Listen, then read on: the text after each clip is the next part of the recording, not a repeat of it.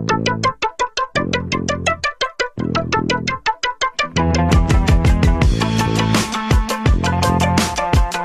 hear the anthem, you know what that means. It is go time. Jason Portwando alongside my brethren, the living legend, Mr. Donovan Bailey. Welcome. Another edition of Donovan Bailey Running Things. DB, Andy Williams, the late great, once said it. I'll say it. It's the most wonderful time of the year. The Worlds are finally here. The world's and there's been some spectacular performances. The Japanese, as they always do, are hosting a phenomenal event.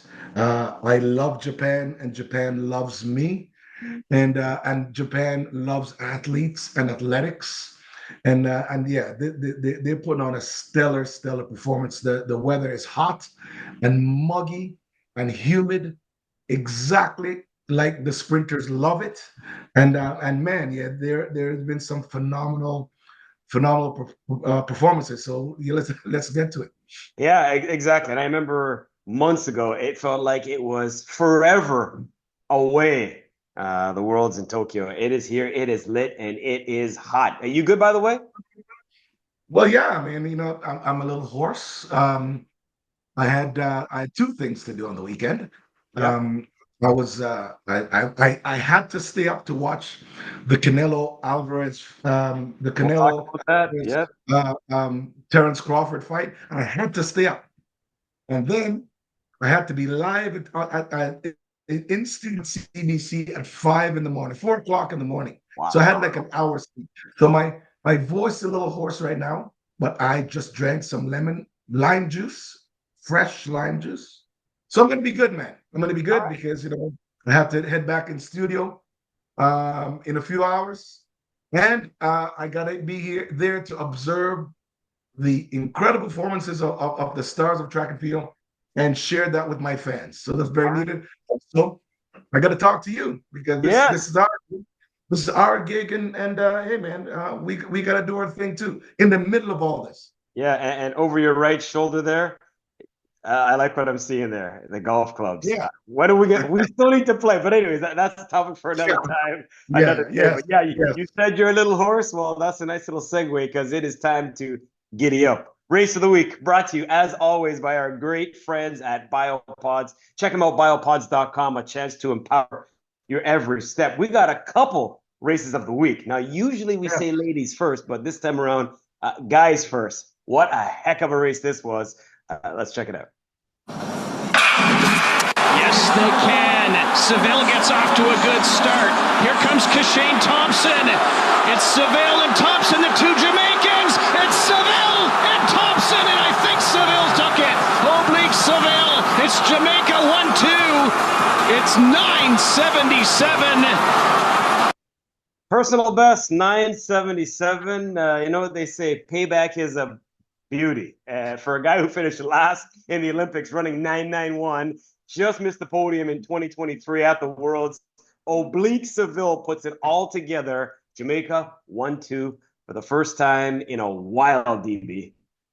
Well, I've been saying it all year. All year that Jamaica's going to be 1-2, right? I've been saying it. You guys can go back and check it. I absolutely expected Jamaica to be 1-2. However, I thought that Kashane was going to be the number one guy. I'll tell you why. Kashane is bigger, 6'4", stronger, and probably the greatest power distribution of any power sprinter that is competing today. He is, right? However, that's what the 100 meters is all about. Oblique Seville has been spectacular. Ran 9.8 few times this year, and the only problem is that Kashane's that Obliques had over the past couple of years is that he hasn't been able to put it together when the bright lights were shining, right? And so I expected him to do this, and I was talking to a very good source in Jamaica, and he was telling me that Oblique basically was so fast. Coach was trying to figure out how to slow him down. I think that also at the World Championships, how this played out, I believe that Oblique getting stuck in the blocks in the heats and the anxiety or whatever it was that he was going through, or the nervousness or the fear that he had, like allowed him to execute his whole race, allowed him to get out of the blocks, go through his drive phase, stand up and relax. That allowed, you know what I mean? Like Yeah. he like, because he was stuck in the blocks, it allowed him to execute his whole race. And so it's almost like it was muscle memory, you know. So the semifinals, he looked nice. The finals, I would have wished, you know, that he was in this, that he was beside or closer, or in between Noah and Shane. But man, listen, congratulations to Oblique. I saw Bolt jumping up, you know, in celebration, because I mean it's Glenn's third world champion. Usain, Johan, and now Oblique. Dude, the gold medal was going to go back to Jamaica. The silver medal was going to go back to Jamaica. You know, and congratulations to Kishane also. I mean, he ran a technically sound race. He still was tight at the end, but he ran a better technical race. So I'm glad for both of those guys. I mean, and these guys are, Jason, both of these guys in their early 20s, man. So our sport is great. Our sport is in great hands. I mean, even Noah coming third. I mean, in fact, I expected Noah to run third, but I actually thought that there had been one or two other sprinters. I thought Sandini might have been in there. I thought a couple of the guys that might be in there. But again, you know, pressure, you know, stadium full of fans, broadcast. I mean, it's all of that stuff. I mean, you know, and there's only a few of us that can handle all of that and come out at your best. So, congratulations to Oblique. Congratulations to Kishane, and congratulations to Noah, who was also, you know, he was civilized and also very complimentary at the end of the day. So that was really, really, really good for the men's 100 meters. Yeah, going back to what took place earlier, you're right, in the heats. I mean, that reaction time, 0.286.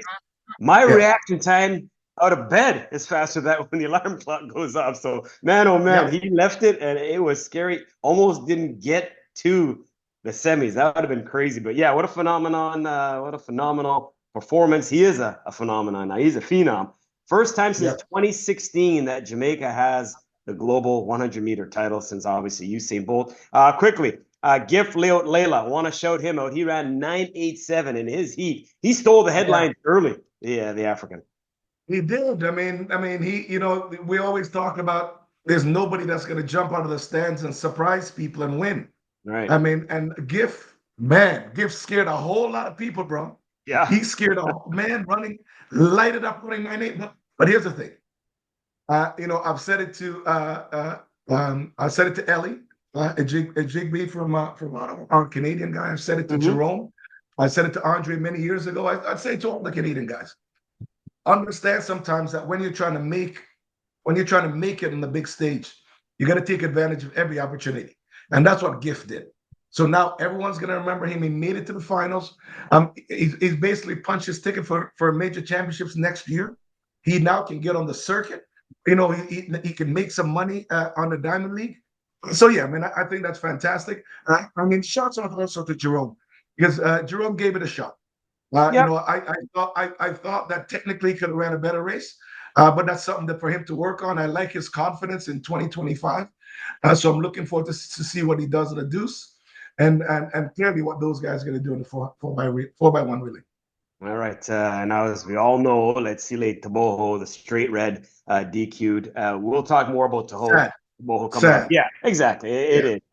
I think he's going to have a little something to say when we talk about the deuce. To the ladies now, to the women's 100. And all year long, it's been a Melissa Jefferson-Wooden show. And we were wondering, can she put it all together when it comes to running some rounds? Is somebody going to jump up and surprise her, like perhaps Juliet Alfred? Well, once again, we said it off the top. A couple races of the week. Here's the women's 100 meters, and it was all Melissa. And we're underway in the women's 100-meter final. Clayton gets that well. Jefferson-Wooden gets out well, and Jefferson-Wooden's going to take the gold, and Clayton the silver, and Alfred the bronze in 10:61. It's a championship record. Man, oh man, she is unbelievable. A championship record yet. 6'1". She runs 10:61. Inside the top 5 of all time now when it comes to running that distance of 100 meters in DB. Undisputed. Let's just say that. By the way, good name for a book if anybody wants, perhaps the title of one of those. But what can you say about Melissa Jefferson-Wooden? She is simply the best this year. Absolutely is. I mean, congratulations to Melissa. In fact, I was talking to her agent yesterday, who was my old agent, Mark Block. Dude, I mean, Melissa's been awesome. Melissa's been consistent. Again, I'm not going to eat crow. I'm going to tell you what my thought pattern has been all year. Okay. I thought that this was going to be the Melissa Jefferson versus Julian Alfred show. That's what I thought it was going to be. Many did, yeah. But I'm saying to you that I didn't think that she could dominate, because she's never been on this stage. So she's never been on the world stage where she's favored. And the pressures of, she's from America, which is the greatest, largest advertising, most popular country in the world, right? So, sure. But she handled it with grace, poise, confidence, and it was spectacular, man. She won running away, literally and figuratively. Yeah. I gotta tell you, I didn't think the dominance was going to be as it was. But again, observing the competition. First of all, congratulations to Melissa. Let's start there. Tina Clayton ran spectacular, right, as the youngest athlete in the field. Period. And so we know that Jamaican female sprinting is in fantastic hands. Julian was tight coming out of the blocks. And I think it's been reported that she's got a hamstring strain, but Julian was tight coming out of the blocks. The phenomenal thing about Julian is that she has an extra gear. She absolutely has an extra gear, which I thought that she got out of the blocks with Melissa, and she executed properly, and she got into her dry phase, then there would have been a battle between her and Melissa, the 50, 60 meter mark. There wasn't. Melissa was gone. But again, so props up to her. Julian, congratulations on what you did. I hope that the injury that you have suffered, it is slight. It could be, obviously, it'll be healed probably before next season. I don't know if there's any other competitions. Jason, you probably know that more than I do. But again, the ladies put on a phenomenal show. When you're having championship records, running away like that, massive daylight between you and second place, man, that's spectacular. And the only thing you can say is, again, you have the ladies, all of them in their 20s, all of them some in the early 20s. Again, when we're talking about the changing of the guard, and you're looking at new ladies that are coming on right now, it is, man, it is in spectacular hands. But I must say, I'll jump in here. Again, I'm jumping in from me. You're jumping in on yourself. I'm jumping in myself. I got to tell you, yes, it was also great to see the respect that Shelly-Ann Fraser got. I wanted to see her on the podium, but it was great to see, one, that she walked off the track on her own terms, whether she's injured or not. She's leaving the world of track and field as probably the greatest female ambassador ever, probably the most dominant, queen of track and field ever. And she's also handing that off to Melissa and Tina Clayton, and clearly, and Julian Alfred. So, and they're all in the same race. So I thought that was, man, I don't know. It was nice. It was nice. It was civilized. All the ladies paid great respect to Shelly-Ann, as well as, going out and running their own race. Yeah. Wow. 10:61 to 10:76. I can do that math. That's 0.15 dB. That's a chasm between first and second. And in fact, it's the second biggest winning margin at the Worlds ever. Yes. And that performance reminds me of, back in the day, Elaine Thompson, when she was able to win as well inside that stadium in Tokyo 2021, the fastest time ever on a global championship stage. So yeah, there's so much to talk about. In the end, a couple of 24-year-olds putting up PBs, Seville and Wooden, and they got bright futures obviously ahead. But you summed up nicely. Great to see Shelly-Ann get her flowers. She did her thing, made it to the finals. For that, I think was a huge accomplishment in itself. Sharika was in and about. Sha'Carri was in there as well. So you're right. It had a bit of everything in that women's final. You know what? But it's just great to see, though. It's great to see that there's an intense rivalry, but they were very civilized. And the number one thing for me is the ultimate respect that they all have for each other. So the young people taking over, and the retiring folks, getting their flowers as they go off to the sunset. Yeah, and Jamaica, USA, women's. We're going to talk more about that coming up in terms of the 4x1 battle as well. But again, fourth all-time on the list, 10-6-1. Congratulations, Melissa Jefferson-Wooden. Many thought, hey, it's hard to go undefeated, but it's hard to argue with perfection, and she is exactly that in 2025. The deuce is right around the corner. Let's continue talking about the women, if you will. And hey, Melissa, can she double? Can she double? It's very possible now with the potential injury to Julian. Obviously, we know Gabby's not there. She's got the Achilles problem. So, it's very possible. Very possible. She can. It's a longer race. Yeah. Sharika did not make the podium, so she's a little pissed off. Yep. You're right. You know what? So we're gonna go down this rabbit hole. Melissa 100% can, right? But there's a few ladies that are not running, that did not make it in the 100 meters, that feel that they should be there. I think that the race between Melissa and Sharika is going to be spectacular. Julian's gone, like you said, and Gabby's not going to be there. So it's going to be America versus Jamaica in the deuce. Well, I mean, hold on. Here's what's going to happen in all the sprints, people. It's going to be America versus Jamaica with the Africans looking at them going, hold on. You remember we're now a continent. Our countries, collectively, the countries aren't competing, together. But I'm saying it's Jamaica versus the US. And the Africans are knocking on the door and saying, hey, man, hey, hold up. Remember us. So, and that's gonna be very, very, very profound and obvious in the women's 200. Even in the men's 200, it will be spectacular. We'll get to that in a second. You're right, but not to disrespect any other nations around the world, but I feel you when you talk about Jamaica, US, and don't forget Sharika. She still has the belt around her waist, defending champion. She's looking for a third in the deuce, and that brings back memories of Allison Felix, right? So there are a lot of storylines around this 200-meter event. A redemption for some. Anivia Battle, she booked her spot with a second-place finish at trials behind, yes, you know who. There's a lot going on. Brittany Brown, don't forget about her, right? She got the wild card, winning that Diamond League event in Zurich, right? The final there. So you don't want to say it's just those two, but you're right. I'd be surprised if the top of the podium doesn't belong to either a Jamaican or an American. It's 1 and 2.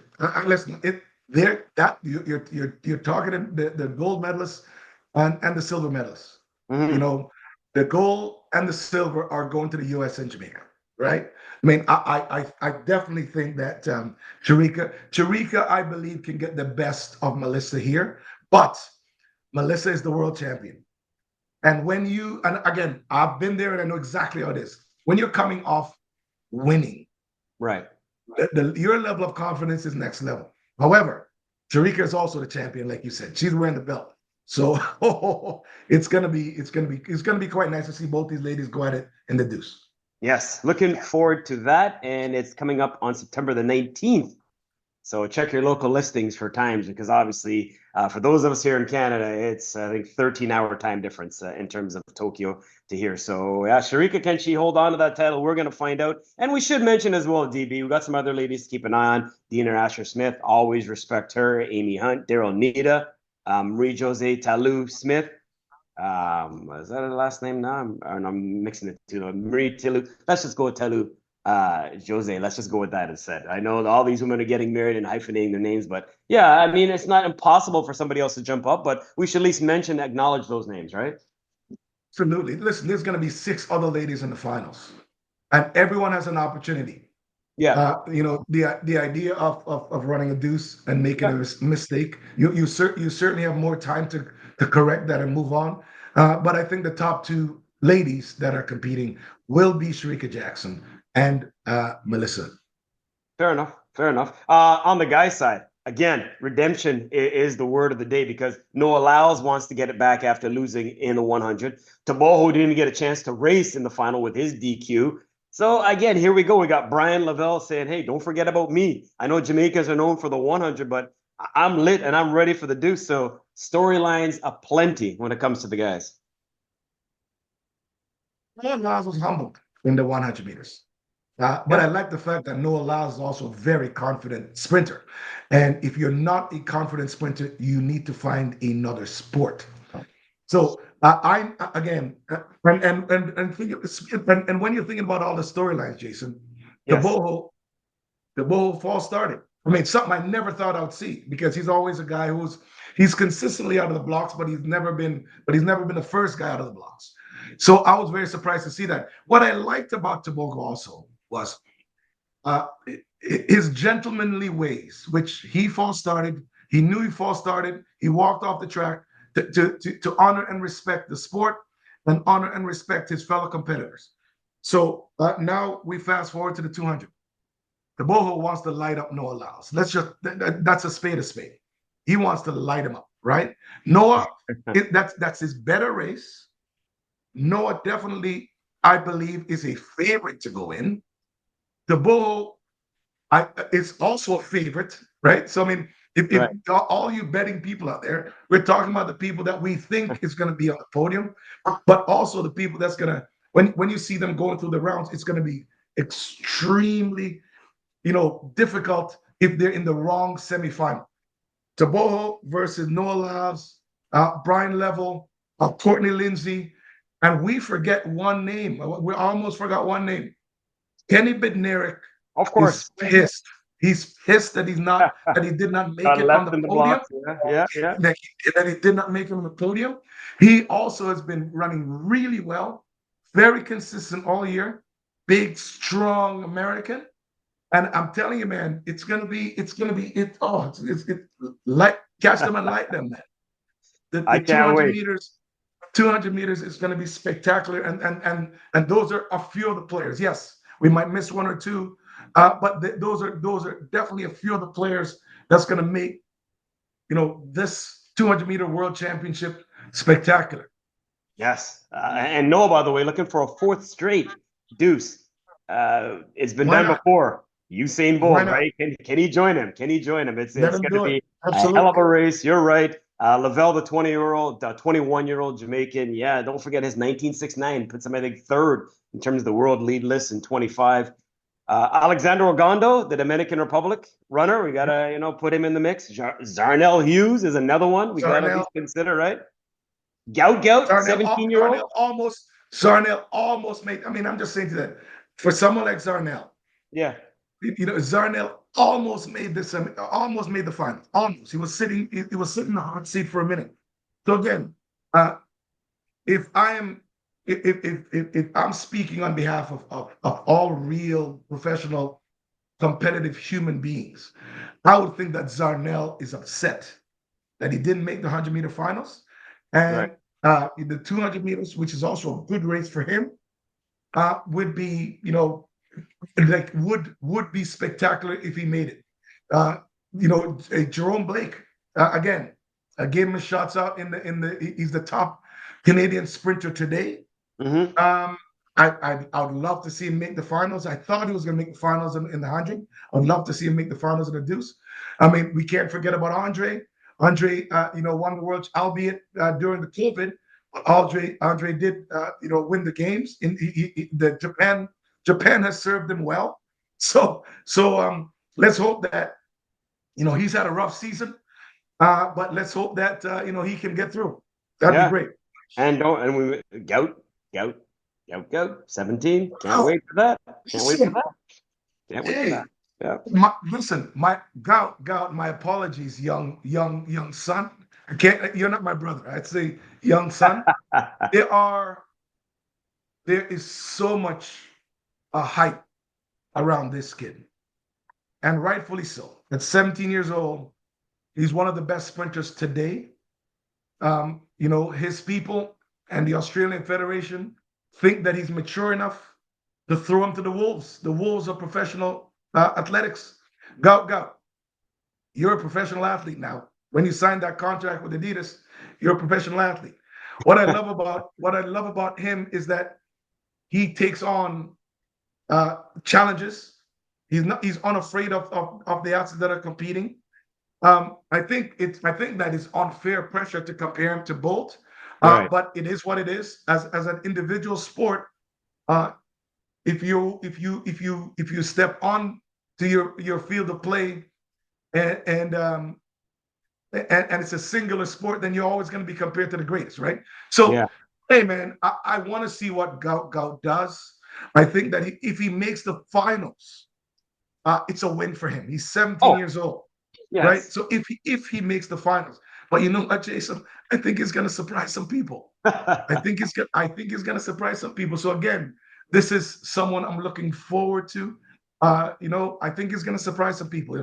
He's probably going to go sub 20. He's going to go sub 20 twice in these championships.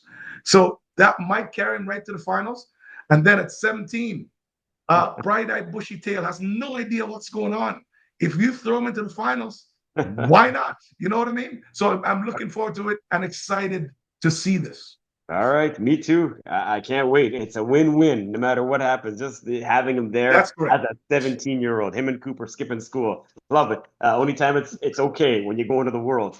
The 400 women's final. Oh my goodness. If the heats are any indication, woo! So we got Sydney McLaughlin-Levrone going 49.41. We got Nikisha Price out of Jamaica going 49.91. Salwa Nasser, she's going, Eden Nasser is 49.13. And then Marilady Paulino, 49.85. All eyes on the teletimer, 47.60. Marita Koch, back in the day from Germany, was able to knock down that world mark. I don't know if we break that, but that's going to be a good race in itself. First of all, that record shouldn't be there. I'm on record. I'll be on record saying that 47.60, the ladies 400-meter world record should not be there. I think that correct should have it. I don't remember who the ladies, but we know that the East Germans back in the day were loading up with all kinds of additives and preservatives, all kinds. Fast forward to the ladies today, like you said, Jason. I mean, again, all of these ladies are on the same. It's very equal, right? Marlene has been there before. Nasser has been there before, and your favorite girl, right? She's been there in the 4 hurdles, but not in the flat. So and also the Jamaicans. I'm saying to you that this is going to be also a very tight race, and we're going to see exactly the execution of this. I think that it's going to be really tight between those two, and I believe that the medals are going to go. It's Nasser, Pauline, Marlene, Marlady, Marlino, yes, right. Yeah. And your favorite girl, that is exactly how, I don't know in what order, but those are the 3 ladies getting the medals. Nikisha Price right there too, right? Jamaica. Nikisha Price, Stacy, yeah, of course. I'm talking about the 3 people that's going to separate themselves from the pack. And again, today, I believe that those are the three ladies that's going to separate themselves. All right, we got about 10 minutes left in your voice, so let's move things on here quickly. Or less. 4x1 for the men. U.S. looking for a 10th world title. Obviously, we got South Africa in there looking to ride that wave of momentum from May at the World Relays. We got Olympic champions from Canada. Obviously, Jamaica ready to poise and ready to knock down a world record. The Italians, the Chinese. It goes on and on. Well, the Japanese, you forgot. Yeah, This is being hosted. Yes. Jason, this is being hosted in Japan. Yes. And you might not hear about the Japanese sprinters in the individual 100 meters. They can get the stick around the track. Mm-hmm. The fact is that they'll have that sixth man, that audience, that environment, right? And they're hosting. Oh my God! So the U.S. is probably by far the most loaded team, right? Not by far. I shouldn't say that. U.S., South Africa, Great British, Jamaica, Canada, the Japanese, the Chinese. I might have forgotten somebody, but I'm just saying. There's so many. Italy. Oh my God, Italy. I saw Marcel. Great Britain. Oh my God, yes, absolutely. So, well, we just named 8. We can't. We just named the final 8 for you. we can't take out the bulldozer and draw extra lanes on the track. Yeah. But yeah, the 4x1 is spectacular again. There's a few people. I mean, how it's going on the Canadian sprint squad, very certain that they're going to be ready. None of them individually has done quite well in the games, so I'm sure Glenroy is going to get those boys going. And the U.S. if they get the stick around, and it looks like they've been working on it. I mean, when you've got Christian Coleman, the world record holder in the 60 meters and one of the fastest men in the world this year, he just didn't make the team. That's all. But he's supposed to be there. I'm sure that he's there thinking, man, I'm at the World Championships. I'm not competing. I need to leave with something. Like Denzel Washington in a sense. I'm leaving with something. So there's a whole slew of men that are there. And I don't know if we're going to go there, but in the women's section, it's going to be the exact same thing. It's going to be the exact same thing. I'm very certain that the ladies of Jamaica would like to give Shelly Ann Fraser a gold medal to go out and to go out and retire with a nice shiny gold medal around her neck. I'm very certain. So you've definitely got the young sprinters of Jamaica wanting to do that. Melissa is like next level right now, right. And so that the athletes that are sprinting in the States, I think the top 4 sprinters in America right now are all training partners, so they're very comfortable with each other. So man, listen, I mean, we got the Netherlands, we got the UK, like you said. Anyways, listen, dude, it's gonna be the next few days is gonna be fantastic. Yeah, it is. And for the U.S. men, you're thinking of Lyles, but Bednarik, perhaps Bromell, yes. Coleman, and then I'm putting it this way. If you get Kashane, Oblique, Hakeem, and Brian together, to me, that's a world record formula. That is a world record. You've got 9.7, 9.7, 9.7, 9.8. You got Jason, the slowest guy ran 9.8. The slowest guy, the guy that didn't deserve to make the 100-meter team runs 9.8. So again, man, you know who wins here? We do. The fans. Yeah, just gonna say that. You are right. The fans, the sports, the elder statesmen like myself, looking and seeing that these young cats are doing it and doing it right. All right, we got to go. 5 minutes left. Let's run that anchor leg. A cleaning save to Donovan Bailey is pouring it on. All right, we have 5 minutes left in your voice, so let's get right to it. As always, our great friends at the Great Canadian Sauce Company, brought to you by those great folks for the anchor leg. We talked about the deuce. For last Worlds, Arian Knighton finished second behind Noah Lyles. Arian Knighton now banned 4 years for a positive test for an anabolic steroid. Well,